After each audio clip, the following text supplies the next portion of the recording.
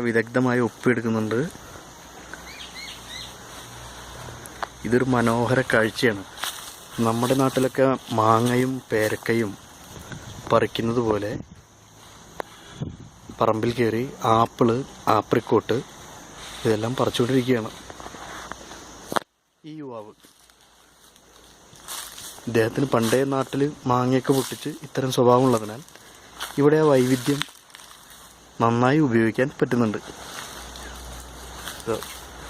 ഒരു കുല ആപ്രിക്കോട്ട് നിൽക്കുന്നുണ്ട് ഇവിടെ. വളരെ ആശ്ചര്യപ്പെടുത്തുന്ന രീതിയിലാണ് ഇതിവിടെ കൃഷി ചെയ്തുകൊണ്ടിരിക്കുന്നത്. വളരെയധികം മനോഹരമായിട്ടുള്ളൊരു തോട്ടമാണ് ഇവിടെ.